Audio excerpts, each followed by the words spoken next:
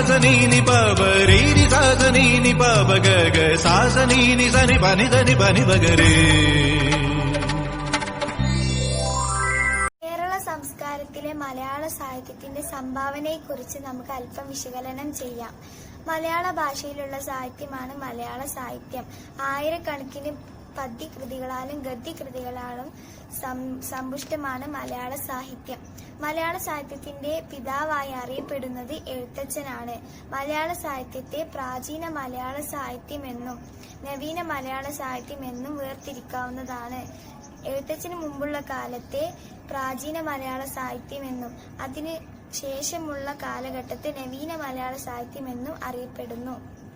മലയാള സാഹിത്യത്തിലെ സൃഷ്ടികളെ ഗദ്യ സാഹിത്യമെന്നും പദ്യ സാഹിത്യമെന്നും രണ്ടായി തിരിക്കാവുന്നതാണ്. നാടൻ പാട്ടുകൾ, കവിതകൾ, ചലച്ചിത്ര ഗാനങ്ങൾ, നാടകഗാനങ്ങൾ എന്നിവ പദ്യ സാഹിത്യത്തിൽ ഉൾപ്പെടുന്നു. നാടകങ്ങൾ, നോവലുകൾ, ചെറുകഥകൾ, നിരൂപണങ്ങൾ, ജീവചരിത്രങ്ങൾ, യാത്രാ വിവരണങ്ങൾ, ആത്മകഥകൾ, തിരക്കഥകൾ, ഐതിഹ്യങ്ങൾ എന്നിവ ഗദ്യ സാഹിത്യത്തിലും ഉൾപ്പെടുന്നു. മലയാള സാഹിത്യത്തിലെ പ്രമുഖ സാഹിത്യകാരിൽ പെട്ടവരാണ് കുഞ്ചൻ നമ്പ്യാർ, കുമാരനാശാൻ, വള്ളത്തോൾ നാരായണ മേനോൻ, ONV കുറുപ്പ്, സുഗതകുമാരി, വൈക്കം മുഹമ്മദ് ബഷീർ, കമല സുറയ്യ, തകഴി ശിവശങ്കര പിള്ള, കുഞ്ഞുണ്ണി മാഷ് എന്നിവർ. നമ്മുടെ ഭരണകർത്താക്കൾ സാഹിത്യ രചനയ്ക്കും എഴുത്തുകാർക്കും പുരസ്കാരങ്ങൾ നൽകി ആദരിക്കാറുണ്ട്.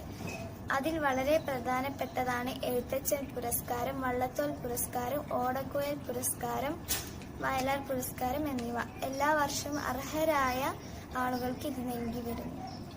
സംസ്ഥാനത്തിന്റെ കലാ, സംസ്കാരം എന്നിവ പ്രതിഫലിപ്പിക്കുന്ന വിവിധ നൃത്തരൂപങ്ങൾക്ക് കേരള പ്രശസ്തമാണ്.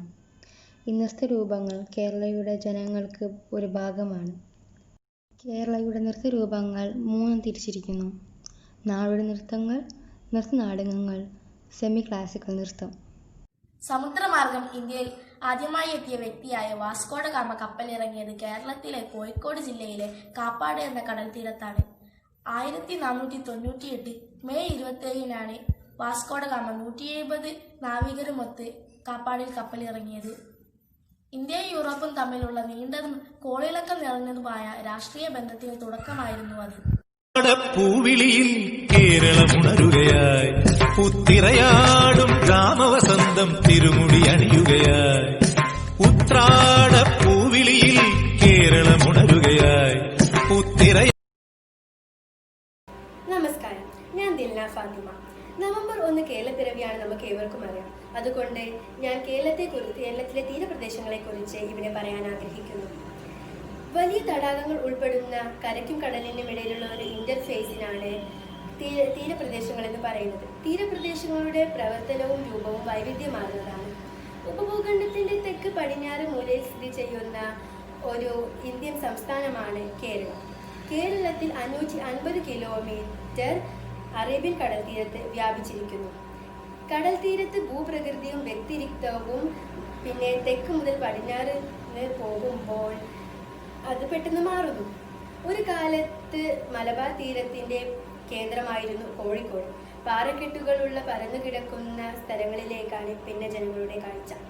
ഒരു സവിശേഷത എല്ലായിടത്തും സാധാരണമാണ്. കേരളത്തിൽ Cherai beach, Kappad beach, Kappakadavu beach, Kozhikode beach തുടങ്ങിയ 22 ബീച്ചുകളാണ് കേരളത്തിലുള്ളത്. എറണാകുളത്തിലാണ് ഏറ്റവും കൂടുതൽ ബീച്ചുകൾ ഉള്ളത്. പാലക്കാട്, പത്തനംതിട്ട, ഇടുക്കി, വയനാട് എന്നീ ജില്ലകളിൽ ബീച്ചുകളില്ല. ഏറ്റവും വലിയ ബീച്ച് കോവലം ബീച്ചും ഏറ്റവും ചെറിയ ബീച്ച് കൽപ്പത്താർ ബീച്ചുമാണ്. ഏറ്റവും നീളം കൂടിയത് മുഴുപ്പിലങ്ങാട് ഡ്രൈവുമാണ്. ഇതിനു ശേഷം ഞാൻ നിങ്ങളോട് ഇതിന്റെ നാശനഷ്ടങ്ങളെ കുറിച്ച് പറയാൻ ആഗ്രഹിക്കുന്നു. കേരളത്തിൽ തീരപ്രദേശങ്ങളുടെ നാശനഷ്ടങ്ങൾ ഉണ്ടാക്കുന്നത് മനുഷ്യർ തന്നെയാണ്. മനുഷ്യർ അവരുടെ മാലിന്യങ്ങളെല്ലാം ഇതിലേക്ക് നിക്ഷേപിക്കുകയും ഇതിൽ പകരം കുറേ രോഗങ്ങൾ ബാധിക്കുകയും കുറേ പേർ മരിക്കാൻ ഇടയാകുകയും ചെയ്തിട്ടുണ്ട്. ഇത് കാരണം സുനാമി പോലുള്ള കുറേ ദുരന്തങ്ങളും ഉണ്ടായിട്ടുണ്ട്. അതുകൊണ്ട് ഒരറിവ് നൽകി ഞാനിത് അവസാനിപ്പിക്കുന്നു. എല്ലാവരും ഇനി മുതൽ ഒരു മാലിന്യങ്ങളും ഈ തീരപ്രദേശങ്ങളിലേക്ക് നിക്ഷേപിക്കുകയും ചെയ്യരുത്. അതുപോലെ തന്നെ ഇതിനെ തടയുകയും ചെയ്യുക. ഇതെല്ലാം പറഞ്ഞുകൊണ്ട് ഞാൻ ഇത് അവസാനിപ്പിക്കുന്നു. നന്ദി, നമസ്കാരം. There are 44 rivers in Kerala, all but 3 originating in Western Ghats. 41 of them flow westernwards and 3 easternwards. The rivers of Kerala are small in terms of length, breadth and water discharge. The river flowing faster owing to the hilly terrain and the short distance between the Western Ghats and the sea. The biggest river in Kerala is Bharatapuzha and the smallest Manjeshwaram.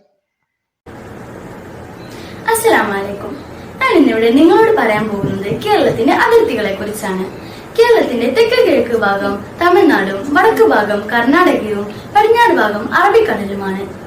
കേരളത്തിന്റെ സ്ഥാനം പടിഞ്ഞാറ് ഭാഗമായ അറബിക്കടലിനിടയിലും കിഴക്ക് ഭാഗമായ പശ്ചിമഘട്ടം അഥവാ സഹ്യാദ്രി പർവ്വത നിരകൾക്കിടയിലുമാണ്. Sahyadri 1,40,40,000 square kilometre വിസ്തൃതിയുള്ളതും 1600 kilometre നീളത്തിൽ തമിഴ്നാട്, കേരള, കർണാടക, ഗോവ, മഹാരാഷ്ട്ര, ഗുജറാത്ത് എന്നീ സംസ്ഥാനങ്ങളിലായി നിരന്നു കിടക്കുന്ന ഒരു പർവ്വത നിരയാണ്. ആനമുടിയാണ് തെക്കേ ഇന്ത്യൻ പശ്ചിമഘട്ടത്തിൽ ഏറ്റവും ഉയരം കൂടിയ പ്രദേശം. ആനമുടി 2695 മീറ്റർ ഉയരമുള്ളതാണ്. കേരളത്തിന്റെയും തമിഴ്നാടിന്റെയും അതിർത്തി പങ്കിടുന്ന ഒരു പ്രദേശമാണ് പൊതിഗൈ പർവ്വതനിര. 1868 മീറ്റർ ഉയരമുള്ള അഗസ്ത്യാർകൂടം സ്ഥിതി ചെയ്യുന്നത് അവിടെയാണ്. കേരളത്തിന്റെ അതിർത്തി പ്രദേശങ്ങളെ കുറിച്ച് വളരെ ചുരുങ്ങിയ വാക്കുകളിലൂടെയാണ് നിങ്ങളുടെ മുന്നിൽ ഞാൻ അവതരിപ്പിച്ചിട്ടുള്ളത്. ഇത്രയും പറഞ്ഞുകൊണ്ട് ഞാൻ എന്റെ വാക്കുകൾ നിർത്തുന്നു. നന്ദി. മലയാള നാടിൻ്റെ മഞ്ജിമനാട്, മലയാളമുണരുന്ന നാട്. മലയാള നാടിൻ്റെ മഞ്ജിമനാട്, മലയാളമുണരുന്ന നാട്. തുഞ്ചന്റെ തത്തകൾ പാറുന്ന നാട്, കുഞ്ചന്റെ കവിതകളൊഴുകുന്ന നാട്. മലയാള നാടിൻ്റെ മഞ്ജിമനാട്, മലയാളമുണരുന്ന നാട്.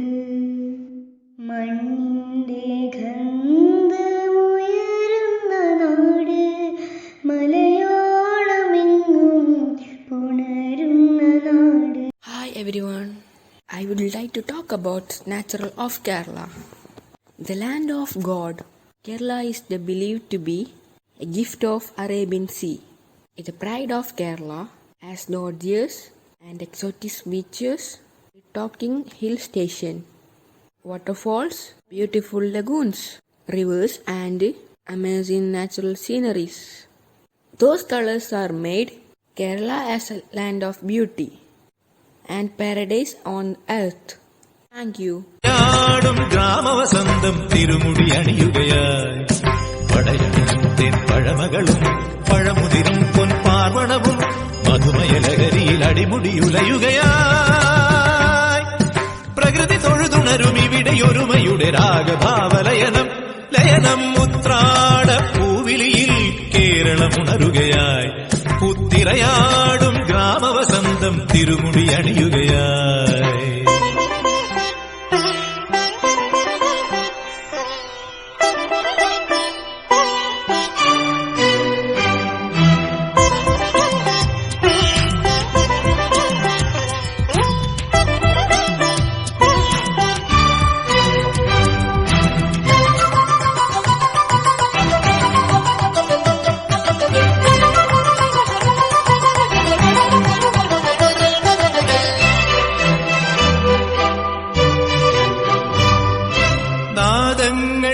മനം നിറഞ്ഞു,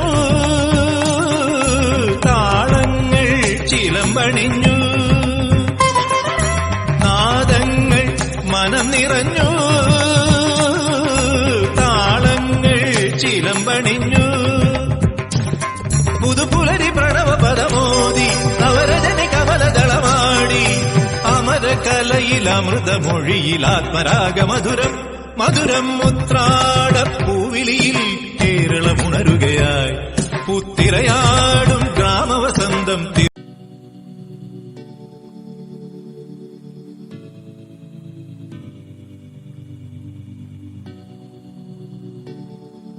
Economy Review 2017 reflects comprehensively on the impacts of developments as well as the interventions made by the state government in various sectors over the last year.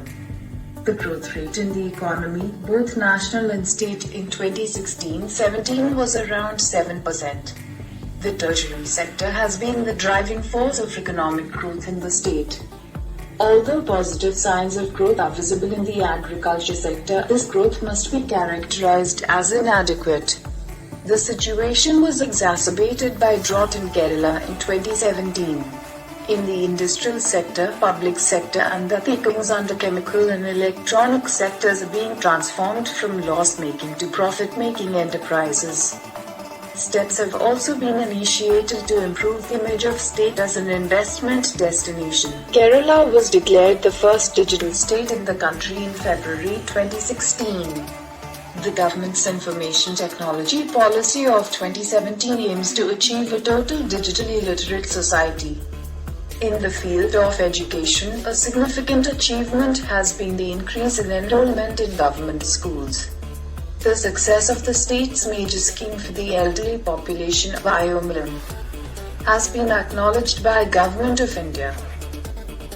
The second phase of democratic decentralization in Kerala has been initiated with the introduction of a new set of guidelines for the formulation and implementation of the local government plans. An important objective of the new guidelines was to simplify the procedures so that delays in implementation can be avoided. As a result of the introduction of the new methodology, all local governments in the state completed the process of formulation of their annual plans for 2017-18 before June 15, 2017. This is an unprecedented achievement in the history of local level planning in the state. Rural Technology Program. First point is introduction procedure for application features eligibility. Second point, contact downloads. Third point, Rural Technology Program. This scheme is to encourage and promote rural and grassroots innovations by providing financial assistance and technical support to develop traditional rural technologies or upgrade the existing technologies so that it could be perfected for wider applications in employment generations and to reduce the drudgery of the rural households. This scheme supports the grassroots innovators in developing and perfecting their innovative ideas in rural technology sector. Based on the recommendations of the Technical Committee for RTP-TCRTP, maximum financial grant up to 4 lakh rupees will be provided for the projects for duration of 2 years. Growth of information technology sector in Kerala. Information technology, it is the world's fastest growing economic activity. The IT industry has been found to be ideal for Kerala in terms of its potential to generate opportunities in employment with little pressure on land, environment and other resources. This is one of the most people-friendly and environment-friendly industries of modern times. Krishi. Market-driven agricultural initiative through IT-enabled agri-business centers addresses the existing gap in agriculture information flow and transaction management. The project envisages facilitating and enabling farmers and other stakeholders to interact with agricultural service providers in the private, government and non-government sectors. The project will provide a web-based solution enabling the small and medium farmers. Akshayar. Kerala is one of the first states in India which realized that people should be made computer literate and they should have easy access to computers. And the benefits of ICT revolution have to reach them. Akshaya Pay is an online system for collecting various utility bills. Akshaya is targeting to make at least one member of every family computer literate, and the e-literacy training is being carried out successfully. E-payment, e-learning and e-business etc. are the priority sectors of services through Akshaya centers. The Akshaya project first started in the rural areas of Malappuram district of Kerala, India, and now spread all around the state. was the first district-wide literacy project in India and one of the largest known Internet Protocol (IP)-based wireless networks in the world. Akshaya, an ambitious endeavour of the state of Kerala, was inaugurated by Dr. APJ Abdul Kalam on November 18, 2002. The government's focus on digitization of the state has entailed a revolution in the design and operation of public services through the reinvention of service delivery channels. Presently, around 2,650 Akshaya centres spread across Kerala with at least 2 centres in each panchayats.